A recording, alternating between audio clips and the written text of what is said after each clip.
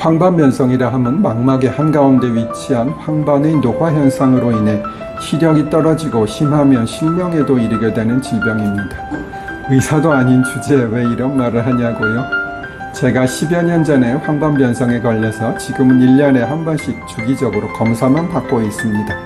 치매와 마찬가지로 황반변성의 완전한 회복은 어려우나 다행히 저는 아주 초기 단계에 발견해서 지금은 루테인 약 먹는 것 정도로 아무 문제 없이 지내고 있습니다. 암슬러 격자라는 것을 보면 진단이 가능하고요. 이것은 바둑판과 비슷하게 생겼습니다.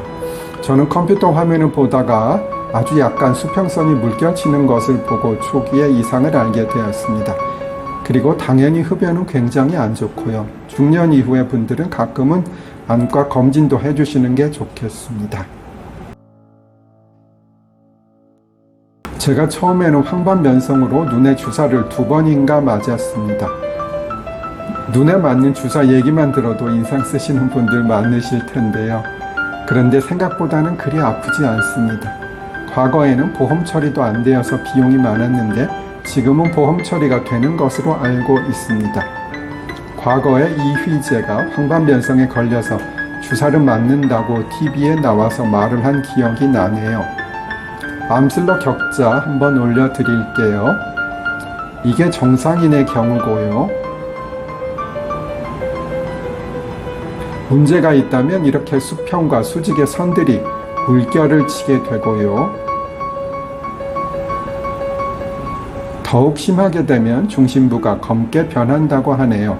또한 체중도 많으면 안 좋다고 하고 있습니다. 조금씩 언급해 드린 적이 있었지만 조금 더 자세히 말씀을 드립니다. 관할은 여러 가지 개념이 있지만 사물관할과 토지관할, 변론관할, 합의관할 등에 대해서는 좀 알아두셔도 좋을 것 같습니다. 일단 사물관할이라 하면 지방법원 단독판사와 합의부 간의 1심 사건의 분담을 정하는 것을 말합니다. 2심부터는 단독이라는 게 없습니다.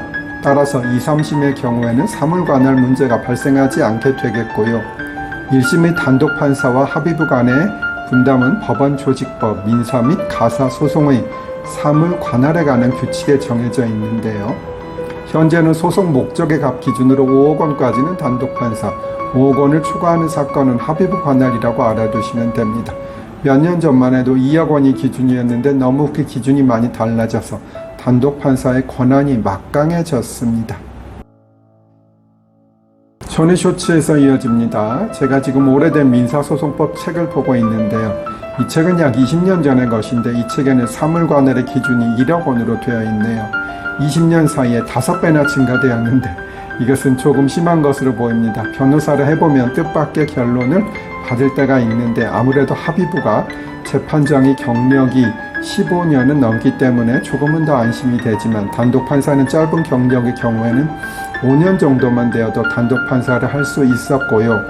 더욱 군법무관을 하고 온 경우에는 거의 배석판사를 하지 않고 단독판사를 하는 경우도 가끔 있었습니다. 단독판사에게 받는 재판이 아무래도 조금은 더 마음이 놓이지는 않겠지요. 물론 사건의 효율성의 측면에서는 3명이 재판을 하는 합의부보다는 1명이 재판을 하는 단독판사가 효율성은 많겠지만요. 전에 쇼츠에서 설명드린 대로 단독판사와 합의부의 사무분담은 5억 원을 기준으로 하지만 소송 목적의 값이 100억 원이 되어도 단독판사가 할 수 있는 사건이 조금은 있습니다. 첫째, 수표금, 약속, 어음금 청구 사건입니다. 둘째, 은행 등 금융기관이 원고인 대여금, 구상금, 보증금 등 청구 사건입니다. 셋째, 자동차 손해배상보장법에서 정한 자동차 등의 운행 및 근로자의 업무상재해로 인한 손해배상 청구 사건과 이에 관한 채무부전제 확인 사건입니다. 대략적으로 봐서는 조금 간단한 사건이라고 할 수 있겠고요. 그런데 사실 약속어음금 사건도 어려운 경우가 좀 있고요. 셋째, 교통사고, 산재사고는 정말로 쟁점이 많고 판단이 어려운 경우가 많이 있긴 합니다. 저는 우연히 교통사고, 산재사고 전담부를 굉장히 오래 해보았습니다. 그래도 사건 수임은 어렵네요.